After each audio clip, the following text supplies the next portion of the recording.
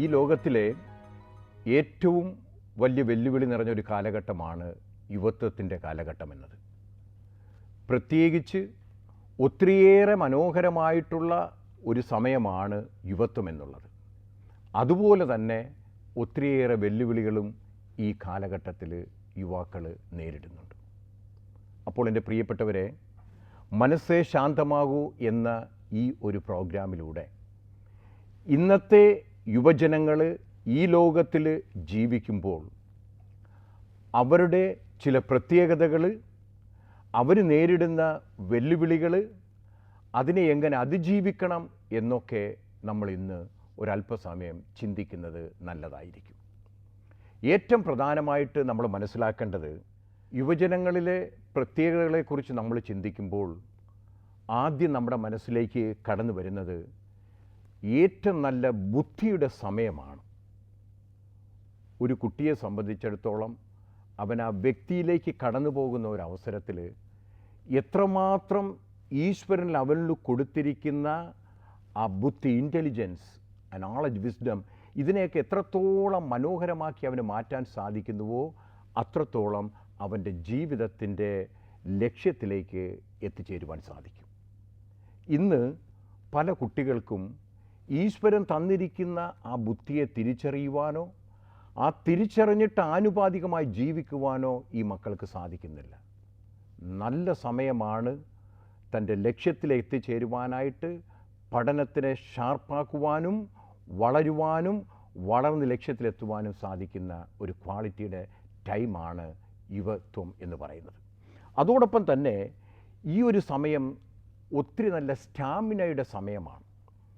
നല്ല എനർജറ്റിക്കാണ്. നമ്മൾ പറയത്തില്ലേ, രക്തത്തിളപ്പിൻ്റെ ഒക്കെ സമയം എന്നൊക്കെ പറയുന്നത് പോലെ, ഇത് വെറുതെ നന്മയ്ക്ക് വേണ്ടിയിട്ട് നല്ല കാര്യം ചെയ്യുവാനും ധാർമ്മികതയിൽ നിൽക്കുവാനും നല്ല ശക്തിയോടുകൂടെ സമൂഹത്തിൻ്റെ നന്മയ്ക്ക് വേണ്ടി പ്രവർത്തിക്കുവാനും സാധിക്കണമെന്നുണ്ടെന്നുണ്ടെങ്കിൽ ഈ സ്റ്റാമിന നമ്മൾ തിരിച്ചറിയുക എന്നുള്ളതാണ്.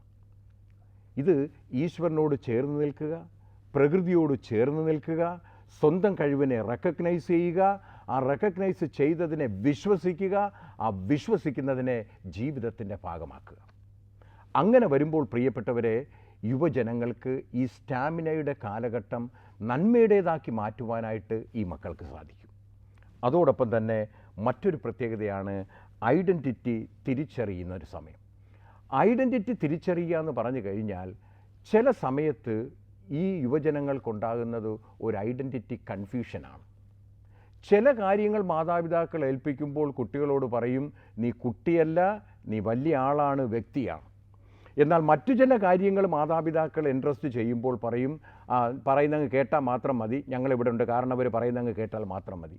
ഇപ്പോൾ കുട്ടിയുടെ മനസ്സിലേക്ക് ഉണ്ടാകുന്ന ഒരു ഐഡൻറ്റിറ്റി കൺഫ്യൂഷനാണ്. താൻ ഒരു കുട്ടിയാണോ അതോ വ്യക്തിയാണോ? ഈ ഒരു കൺഫ്യൂഷൻ ആരോഗ്യപരമായി ഡീൽ ചെയ്തിട്ടില്ലെങ്കിൽ ആ കുട്ടികൾക്ക് പലപ്പോഴും തന്നെ അപകർഷതാബോധവും വളർച്ചയുടെ കാലഘട്ടത്തിൽ ബുദ്ധിമുട്ടുമുണ്ടാകും. എല്ലാ മക്കളും, ഈ യുവജന പ്രായത്തിലൂടെ കടന്നു പോകുന്ന എല്ലാ മക്കളും ഈ ഐഡൻറ്റിറ്റി കൺഫ്യൂഷനിലൂടെ കടന്നു പോകുന്നുണ്ട്, ഒരു രീതിയിൽ അല്ലെങ്കിൽ മറ്റൊരു രീതിയിൽ. ചിലർക്ക് ജീവിതത്തിലെ ബന്ധങ്ങളുമായി ബന്ധപ്പെട്ടതായിരിക്കും, ചിലർക്ക് ജോലിയുമായി ബന്ധപ്പെട്ടിട്ടുള്ളതായിരിക്കും, ചിലർക്ക് വളർച്ചയുടെ കാലഘട്ടത്തിൽ തൻ്റെ ആ സമൂഹത്തിലെ റോൾ എന്താണ്, ആ വീട്ടിലെ തൻ്റെ റോൾ എന്താണ്, ഇതുപോലെയൊക്കെയുള്ള കൺഫ്യൂഷൻസ് പലപ്പോഴും ഉണ്ടാകും. അവിടെയാണ് ഈ ഐഡൻറ്റിറ്റി കൺഫ്യൂഷൻ കടന്നു വരുന്നത്. ചില സമയത്ത് സ്കൂളുകളിൽ ഈ കുട്ടികളെ തന്നെ ചില നല്ല നല്ല കാര്യങ്ങൾ ഏൽപ്പിക്കും, അതിന് പറ്റിയ പൊസിഷൻ കൊടുക്കും, ഇതെല്ലാം കൂടെ മനസ്സിൽ കിടക്കും. എന്നാൽ അതേ കുട്ടിയോട് അതേ ടീച്ചർ തന്നെ കുറച്ച് നേരം കഴിയുമ്പോഴോ കുറച്ച് നാൾ കഴിയുമ്പോൾ പറയും നോ. ഈ നോ കയറി തീർന്നു കഴിയുമ്പോഴത്തേക്ക് ഈ യൂത്തിനൊരു കൺഫ്യൂഷൻ ഉണ്ടാവും, ഈ സമൂഹത്തിൽ ഈ സ്കൂളിൽ എൻ്റെ റോൾ എന്താണ്. അപ്പോൾ ഐഡൻറ്റിറ്റി കൺഫ്യൂഷൻ, അതോടൊപ്പം തന്നെ ഐഡൻറ്റിറ്റി റിയലൈസേഷൻ, ഇതിൻ്റെയും നല്ലൊരു സമയമാണ് ഈ യുവജന കാലഘട്ടം തിരിച്ചറിയുക. മറ്റൊന്ന്, എന്തിനേയും ചോദ്യം ചെയ്യുവാനുള്ളൊരു മനസ്സ്. അത് ഔട്ട് ഓഫ് ക്യൂരിയോസിറ്റി ആകാം. കാരണം നമ്മളിപ്പം കുട്ടികളെയൊക്കെ പഠിപ്പിക്കുന്ന സമയത്തോ അല്ലെങ്കിൽ ട്രെയിനിങ് കൊടുക്കുന്ന സമയത്ത് ഈ കുട്ടികളെല്ലാവർക്കും എന്തിനും അവർക്കൊരു ചോദ്യമുണ്ട്. ചിലപ്പോൾ സ്മാർട്ടാകാൻ വേണ്ടിയിട്ടുള്ള ചോദ്യമായിരിക്കാം, പക്ഷെ അതിനേക്കാളും ഉപരിയായിട്ട് ഈ ക്യൂരിയോസിറ്റി വളരെ പ്രധാനപ്പെട്ടതാണ്. കണ്ടുപിടുത്തങ്ങളെല്ലാം ലോകത്തിലുണ്ടായിട്ടുള്ളത് ഈ ക്യൂരിയോസിറ്റിയിലൂടെയാണ്. അതിന് പറ്റിയൊരു കാലഘട്ടമാണ് യുവജന കാലഘട്ടം. അപ്പോൾ അതുകൊണ്ട് ഈ ഒരു ക്യൂരിയോസിറ്റിയുടെ ഭാഗമായിട്ട് എന്തിനേയും ചോദ്യം ചെയ്യുവാനുള്ള ഒരു പ്രവണത ഈ ഒരു കാലഘട്ടത്തിൻ്റെ പ്രത്യേകതയാണ്. ഈ വിഭജന കാലഘട്ടത്തിൻ്റെ മറ്റൊരു പ്രത്യേകത എന്ന് പറയുന്നത് സ്വാതന്ത്ര്യം ഇഷ്ടപ്പെടുന്നൊരു കാലഘട്ടമാണ്. അവർക്കെന്ത് ചെയ്താലും സ്വാതന്ത്ര്യം. അതുകൊണ്ട് പല വീടുകളിൽ നമുക്ക് കാണാൻ സാധിക്കൂ, ഇതെന്താണ് പട്ടാളച്ചിട്ടയാണോ, ഇതെന്താണ് പോലീസ് ക്യാമ്പാണോ, ഇതെന്തോ ജയിലാണോ, ഈ വീട്ടിൽ എനിക്കൊരു സ്വാതന്ത്ര്യമില്ലേ, ഇങ്ങനെ പലപ്പോഴും യുവജനങ്ങൾ പറയുന്നത് കേൾക്കാം. ഇവിടെ ഒരു കാര്യം നമ്മൾ മനസ്സിലാക്കേണ്ടത്, പല യൂത്തിൻ്റെ മനസ്സിലുള്ളൊരു കോൺസെപ്റ്റ് സ്വാതന്ത്ര്യം എന്ന് പറഞ്ഞു കഴിഞ്ഞാൽ ഇഷ്ടമുള്ളത് ചെയ്യുക എന്നുള്ളതാണ്. അതല്ല, തെറ്റുപറ്റുന്നത് അവിടെയാണ്. സ്വാതന്ത്ര്യം ആഗ്രഹിക്കുന്ന മക്കൾ തിരിച്ചറിയേണ്ടത് ശരിയുള്ളത് ചെയ്യുവാനായിട്ടുള്ള പക്വതയാണ്. അപ്പോൾ ഇഷ്ടമുള്ളത് ചെയ്യുന്നതിനേക്കാളും കൂടുതലായി ശരിയുള്ളത് ചെയ്യുവാനുള്ളൊരു മനസ്സ് നമ്മൾ ആർജിച്ചെടുക്കേണ്ടതാണ് സ്വാതന്ത്ര്യത്തിലൂടെ നമ്മൾ മനസ്സിലാക്കേണ്ടത്. അതോടൊപ്പം യുവജനങ്ങളുടെ മറ്റു ചില പ്രത്യേകതയാണ് പ്രിയപ്പെട്ടവരെ, അറ്റൻഷൻ സീക്ക് ചെയ്യാൻ വേണ്ടി എന്തും ചെയ്യും. മറ്റുള്ളവരെ കാണിക്കുക, മറ്റുള്ളവരെന്നെ നോക്കുന്നുണ്ട്, ഞാൻ സമൂഹത്തിൽ അട്രാക്റ്റീവാണ്. അപ്പോൾ ഈ ഒരു കാലഘട്ടത്തിൽ അവരുടെ പെരുമാറ്റങ്ങൾ, അവരുടെ സംസാരങ്ങൾ, അവരുടെ നോട്ടങ്ങൾ, അവരുടെ വസ്ത്രധാരണങ്ങൾ, ഇതെല്ലാം തന്നെ അവർ അറ്റൻഷൻ സീക്കിങ്ങിന് വേണ്ടി ഒരുപാട് പ്രാധാന്യം കൊടുക്കുന്നതാണ്. നിങ്ങൾ തന്നെ കണ്ടു കാണും, ചില കുട്ടികളൊക്കെ ഒരു ഗ്രൂപ്പിൽ എല്ലാവരും ഫുൾ കൈ ഷർട്ടിട്ടിട്ട് വന്നു കഴിഞ്ഞാൽ ഒരുത്തൻ മാത്രം ഹാഫ് കൈ ഇടും. സ്ത്രീകളാണെന്നുണ്ടെങ്കിലും ബാക്കി എല്ലാവരും ഒരേപോലെ ഇട്ടിട്ടുണ്ടെങ്കിൽ എന്തെങ്കിലും ഒരു വ്യത്യാസം കാണും. എന്തിനേറെ ഷൂട്ടിങ്ങിന് വരുന്ന നടിമാരോ നടന്മാരോ ഇൻ്റർവ്യൂവിന് വരുന്നവരൊക്കെ എന്താണ്, നന്നായിട്ട് മുടി ജീവി ഇരുന്നാലും തന്നെ 2 3 മുടി ചുരുട്ടി ഇങ്ങനെ ഫ്രണ്ടിൽ ഇട്ടിട്ടുണ്ടായിരിക്കും. ഇടയ്ക്കിടയ്ക്ക് ഇങ്ങനെ കൈകൊണ്ട് ഇങ്ങനെ എടുത്തെടുത്ത് സി എന്നൊക്കെ പറഞ്ഞിട്ട്, ഇതൊക്കെ ഒരു അറ്റൻഷൻ സീക്കിങ്ങിൻ്റെ ഒരുതരം മാനസിക വിഭ്രാന്തിയാണ്. അപ്പോൾ പ്രിയപ്പെട്ടവരെ, ഈ ഒരു കാലഘട്ടത്തിൻ്റെ പ്രത്യേകതയാണ്. അപ്പോൾ മുതിർന്നവരും മാതാപിതാക്കളും മനസ്സിലാക്കി വെക്കണം, ഈ ഒരു ഏജിൽ ഇതുപോലെയുള്ള അറ്റൻഷൻ സീക്കിങ് അത് ബോഡി ലാംഗ്വേജിലൂടെ ആകാം, അവരുടെ മേക്കപ്പിലൂടെ ആകാം, ഡ്രസ്സിലൂടെ ആകാം. ശരീരം മുഴുവനും ടാറ്റു ഒക്കെ കുത്തി നടക്കുന്നവരൊക്കെ ഉണ്ട്, പല രീതിയിലും തന്നെ വസ്ത്രധാരണം ചെയ്യുന്നവരുണ്ട്. അവർക്കിഷ്ടപ്പെട്ട നടീനടന്മാർ എന്തിടുന്നോ അതിനനുസരിച്ച് നടക്കും. ഇതൊക്കെ മാതാപിതാക്കളൊന്ന് മനസ്സിൽ വെക്കുക. ഈ ഒരു ഏജിൽ ഈ കുട്ടികളുടെ പ്രത്യേകതയാണ് നമ്മൾ തിരിച്ചറിയുക. മറ്റൊന്നും ഇമ്മച്യൂരിറ്റി, അപക്വമായിട്ടുള്ള തീരുമാനങ്ങൾ ഒരുപാടെടുക്കും. ശരിയും തെറ്റും ഏതാണ്, ഇതെനിക്ക് നല്ലതാണോ, എൻ്റെ കൂടെ ഉള്ള വ്യക്തിക്ക് നല്ലതാണോ, ഇതിൽ നിന്ന് എന്ത് നന്മയാണ്, ഇത് തിരിച്ചറിയാൻ സാധിക്കാതെ പക്വതയോടുകൂടെ ഒരു സംഭവത്തെ മനസ്സിലാക്കുക, അതോടൊപ്പം തന്നെ നിയന്ത്രിക്കുക, അതോടൊപ്പം തന്നെ ഇവാലുവേറ്റ് ചെയ്യുക. ഈ 3 കാര്യങ്ങൾ പക്വതയ്ക്ക് ഇമ്പോർട്ടൻ്റ് ആണ്. ഇന്നത്തെ യുവജനങ്ങൾക്ക് പ്രത്യേകിച്ച് ഈ പക്വത വളരെ കുറവാണ്. അവരെടുക്കുന്ന തീരുമാനങ്ങൾ, അവരുടെ ജീവിതത്തിലുണ്ടാകുന്ന ബുദ്ധിമുട്ടുകൾ, അവരുടെ ജീവിതത്തിലെ മുമ്പോട്ടുള്ള യാത്രയിൽ ആ ധാർമ്മികമായിട്ടുള്ള ഒരു നന്മയിൽ ജീവിക്കാൻ തടസ്സം നിൽക്കുന്നത് ഈ അപക്വമായിട്ടുള്ള തീരുമാനങ്ങളാണ്. അത് ഈ ഒരു കാലഘട്ടത്തിൽ ഒരുപാട് യുവജനങ്ങൾ നമുക്ക് കാണാൻ സാധിക്കുന്നത്. മറ്റൊരു പ്രത്യേകത എന്താണ്, സുഹൃത്തുക്കൾക്ക് വേണ്ടി എന്തും ചെയ്യുവാനുള്ള ഒരു മനസ്സ്. വീട്ടിലേക്ക് വേണ്ടി ചെയ്യത്തില്ല, മാതാപിതാക്കൾക്ക് വേണ്ടി ചെയ്യത്തില്ല, അവർ സുഹൃത്തുക്കൾക്ക് വേണ്ടിയിട്ട് എന്തും ചെയ്യുവാനുള്ളൊരു മനസ്സ് ഈ ഒരു കാലഘട്ടത്തിൻ്റെ പ്രത്യേകതയാണ്. അതുകൊണ്ടാണ് പലപ്പോഴും മാതാപിതാക്കൾ നമ്മൾ മനസ്സിലാക്കി വെക്കേണ്ടത്, ഈ കുട്ടികളോടും നമ്മൾ കറക്റ്റ് ചെയ്യുന്ന അവസരത്തിൽ എന്ത് പറഞ്ഞാലും ബാക്കി എന്തും അവർ പറയാൻ തയ്യാറായിരിക്കും. എന്നാൽ കൂട്ടുകാരെ ഒരിക്കലും അവരൊറ്റ കൊടുക്കത്തില്ല. കൂട്ടുകാർ ചെയ്യുന്നതിനെക്കുറിച്ച് ഒന്നിനും അവർക്ക് തടസ്സമില്ല. അത് ഈ ഒരു കാലഘട്ടത്തിൻ്റെ പ്രത്യേകതയായിട്ട് നമ്മൾ മാതാപിതാക്കൾ മനസ്സിലാക്കി വെക്കുക. മറ്റൊന്നും, ശരിയും തെറ്റും തിരിച്ചറിയുവാനുള്ള കഴിവ് വളരെ കുറവാണ്. കാരണം ഇന്നത്തെ ലോകം അതുപോലെയാണ്. കാരണം ഇന്നത്തെ ലോകത്തിൻ്റെ ഒരു പ്രത്യേകത എന്ന് പറഞ്ഞു കഴിഞ്ഞാൽ കപടത ആഘോഷിക്കുന്ന സമൂഹമാണ്. നമുക്കറിയാം, ഉർവശി പട്ടമാകട്ടെ, ഫരദ് പട്ടമാകട്ടെ, ഓസ്കാർ ആകട്ടെ, ഈ പട്ടങ്ങളെല്ലാം നൽകുന്നത് ആർക്കാണ്? നന്നായിട്ട് അഭിനയിക്കുന്നവർക്കാണ്. എത്രമാത്രം നന്നായിട്ട് അഭിനയിക്കുന്നോ അവർക്ക് അവാർഡ്. അതിനർത്ഥം എന്താണ്? ലോകം അവാർഡ് കൊടുക്കുന്നത് അഭിനയിക്കുന്നവർക്ക്, ദൈവം അവാർഡ് കൊടുക്കുന്നത് ജീവിക്കുന്നവർക്ക്. അപ്പോൾ മുതിർന്നവരുടെ കടമയാണ് അഭിനയം നിർത്തി ജീവിതം വേണം എന്ന് തലമുറയെ പഠിപ്പിക്കേണ്ടത്. അതുകൊണ്ടാണ് അവർക്ക് ഒരുപാട് ആരാധക പുരുഷരായിട്ട് നടീനടന്മാർ, സ്പോർട്സ് സ്റ്റാറുകൾ ഇവരൊക്കെ ഉള്ളത്.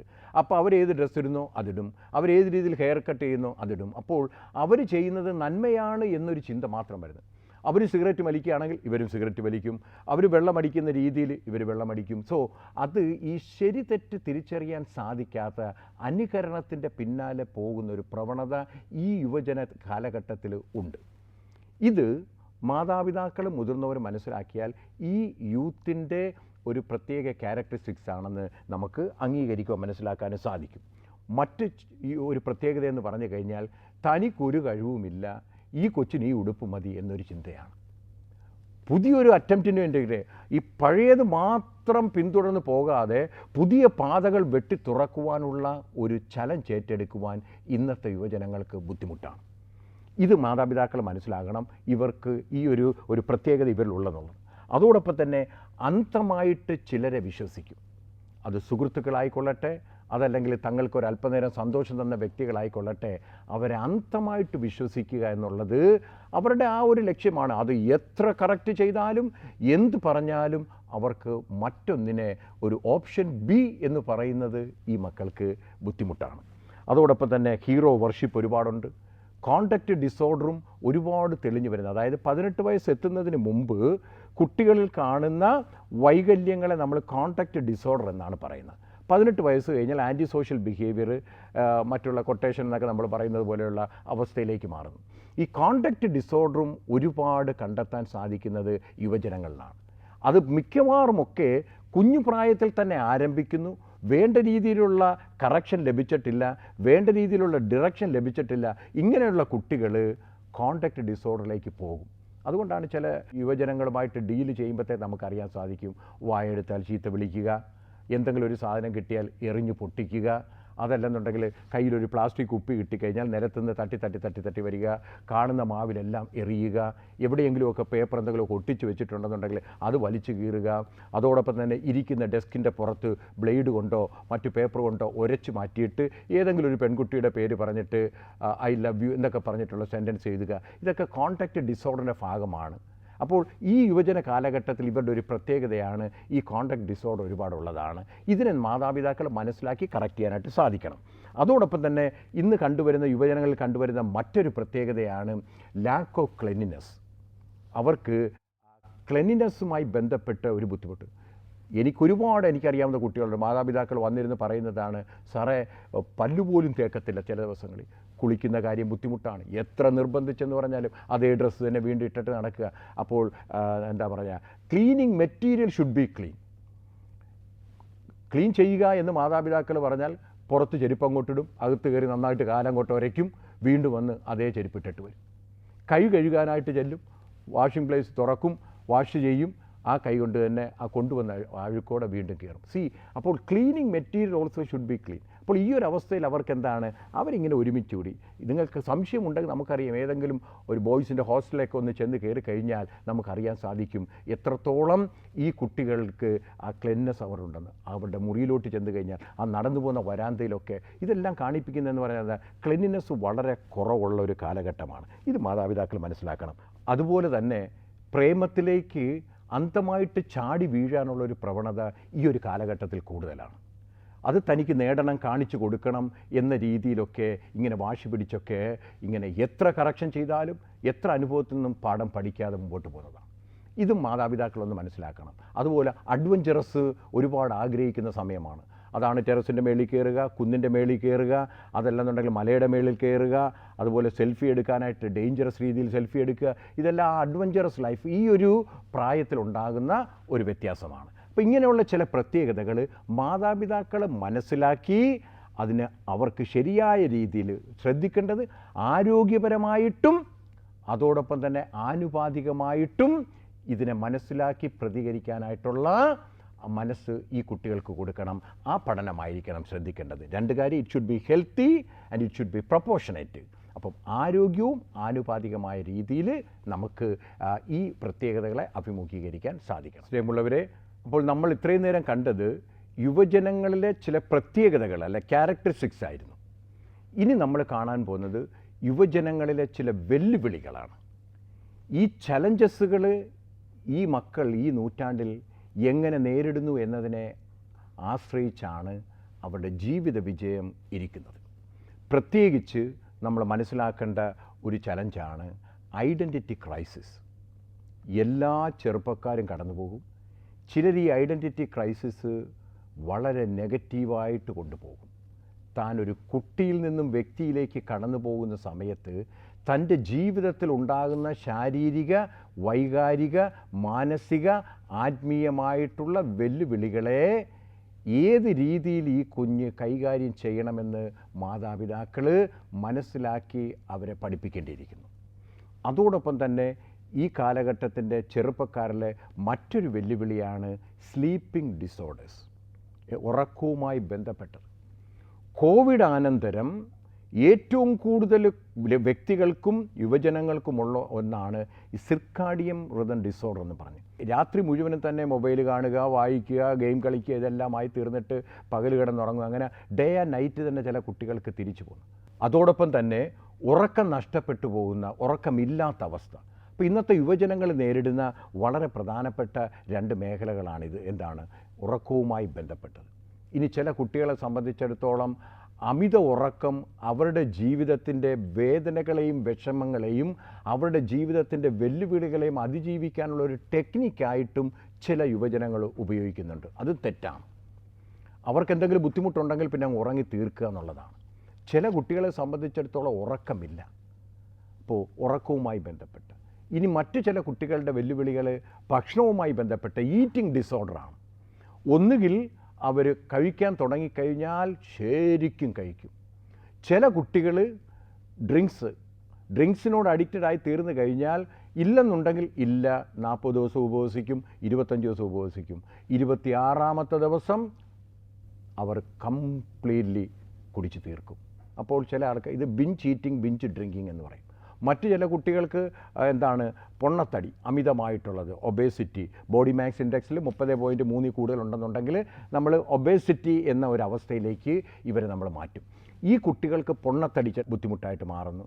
മറ്റു ചില കുട്ടികൾക്ക് കൂടുതൽ ഫുഡ് തടി വെക്കുമെന്ന് പറഞ്ഞ് മാതാപിതാക്കൾ കൊടുക്കാത്തതിൻ്റെ പേരിൽ അവർക്ക് വളരെ കുറച്ച് കൊടുക്കും.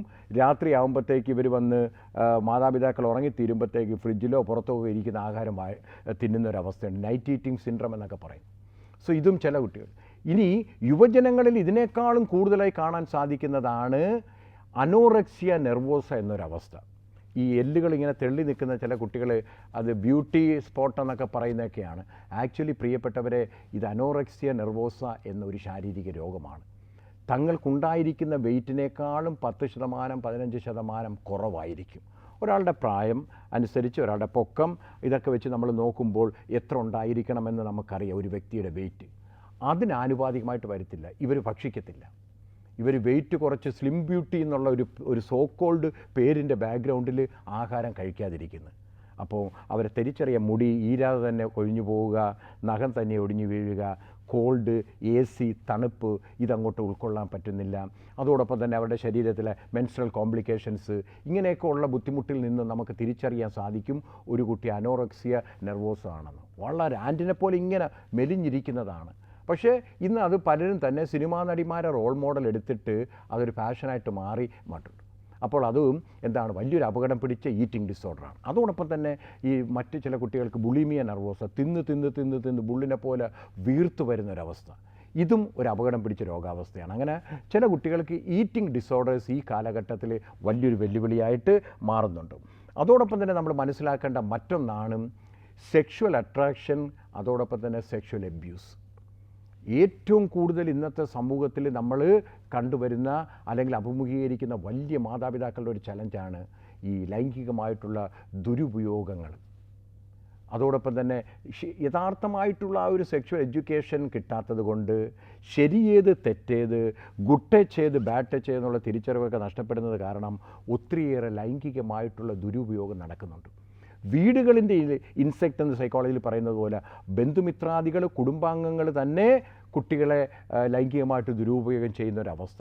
പുറത്തു പറഞ്ഞാൽ ബുദ്ധിമുട്ടാണ്, മാതാപിതാക്കൾക്ക് അതിൻ്റെ ഒരു വിഷമം. ഇങ്ങനെയൊക്കെയുള്ളൊരവസ്ഥയിലൂടെ കടന്നു പോകുമ്പോൾ പല കുട്ടികൾക്കും വലിയൊരു ചലഞ്ചായിട്ട് ഈ സെക്ഷൽ അബ്യൂസും സെക്ഷൽ ഐഡൻറ്റിറ്റിയും അവർക്കൊരു ബുദ്ധിമുട്ടായിട്ട് മാറുന്നു. അതോടൊപ്പം തന്നെ യുവജനങ്ങൾക്ക് phone addiction, mobile addiction, the amount of time അവർ അതിനുവേണ്ടി കളയുന്നത്, രാത്രികളെയൊക്കെ പകലാക്കി മാറ്റുകയാണ് ഇന്ന് പല കുട്ടികളും. ഇൻ്റർനെറ്റ് അഡിക്ഷൻ, മൊബൈൽ ഗെയിമിൻ്റെ അഡിക്ഷൻ, പോണോഗ്രാഫിക് അഡിക്ഷൻ, ഇങ്ങനെയൊക്കെയുള്ള ഒത്തിരിയേറെ അഡിക്ഷനൊക്കെ ഈ മക്കൾ ഈ ഒരു പ്രായത്തിലൂടെ ഇങ്ങനെ കടന്നു പോകുന്നുണ്ട്. ഈ വെല്ലുവിളികളെയും നമ്മൾ കൂടുതലായിട്ട് മനസ്സിലാക്കേണ്ടത് തന്നെയാണ്. അതോടൊപ്പം പിയർ പ്രഷറും ക്വസ്റ്റ്യനിങ് ദി അതോറിറ്റി, ഇത് വളരെ പ്രധാനപ്പെട്ട കാര്യമാണ്. സുഹൃത്തുക്കളുടെ ആ ഒരു സമ്മർദ്ദത്തിൽ എന്ത് തെറ്റും ചെയ്യുന്നു. ഓരോ ദിവസത്തെ പേപ്പർ എടുക്കുക, ഓരോ ദിവസത്തെ മീഡിയയിലൂടെ നമ്മൾ കാണുന്നതാണ്. സുഹൃത്തുക്കൾ ഒരുമിച്ച് പോയി കൊലപാതകം നടത്തുന്നു, മോഷണം നടത്തുന്നു, ബലാത്സംഗം ചെയ്യുന്നു. ഇതൊക്കെ എന്താണ്? പിയർ പ്രഷറാണ് പലപ്പോഴും ഇതിലേക്ക് നയിക്കുന്നത്. ഇത് ഈ ഒരു കാലഘട്ടത്തിൻ്റെ വലിയൊരു വെല്ലുവിളിയാണ്. അതോടൊപ്പം അധികാരികളെ ചോദ്യം ചെയ്യുക, സുപ്പീരിയേഴ്സിനെ ചോദ്യം ചെയ്യുക, സ്കൂൾ അതോറിറ്റിയെ ചോദ്യം ചെയ്യുക, മാതാപിതാക്കളെ അനുസരിക്കാതിരിക്കുക. അങ്ങനെ ഒത്തിരി വെല്ലുവിളികൾ നിറഞ്ഞൊരു കാലഘട്ടത്തിലൂടെയാണ് നമ്മുടെ മക്കൾ കടന്നു പോകുന്നത്. ഈ വെല്ലുവിളികളെ മാതാപിതാക്കളും മനസ്സിലാക്കണം, യുവജനങ്ങളും മനസ്സിലാക്കണം. മനസ്സിലാക്കിയിട്ട് വേണം അത് തിരിച്ചറിഞ്ഞിട്ട് നിയന്ത്രിക്കുവാൻ പഠിപ്പിക്കുക.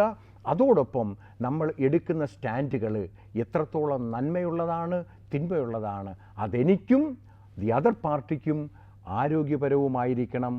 അവർക്ക് അത് നല്ലതാക്കി മാറ്റുവാനായിട്ട് സാധിക്കണം. എങ്കിൽ മാത്രമേ അടുത്തൊരു തലമുറയെ നന്മ നിറഞ്ഞൊരു തലമുറയാക്കി നമുക്ക് മാറ്റുവാൻ സാധിക്കത്തുള്ളൂ. ഈ യുവജന പ്രത്യേകതകളും ഈ യുവജന ചലഞ്ചുകളും നമ്മൾ മനസ്സിലാക്കിയത് നമ്മുടെ അനുദിന ജീവിതത്തിൽ പ്രാവർത്തികമാക്കുക.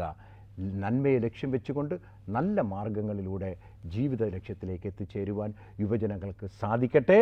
മനസ്സേ ശാന്തമാകൂ എന്ന ഈ പ്രോഗ്രാമിലൂടെ നമ്മൾ തിരിച്ചറിയുന്നത് നമ്മുടെ ജീവിതത്തെയും നമ്മുടെ ലക്ഷ്യത്തെയും മുമ്പോട്ട് നയിക്കുവാൻ സഹായിക്കുന്ന ഒരു ശക്തിയാകട്ടെ, ഒരു ഉൾക്കാഴ്ചയാകട്ടെ, ഒരു ഐ ഓപ്പണിംഗ് ആകട്ടെ എന്ന് ആശംസിക്കുന്നു.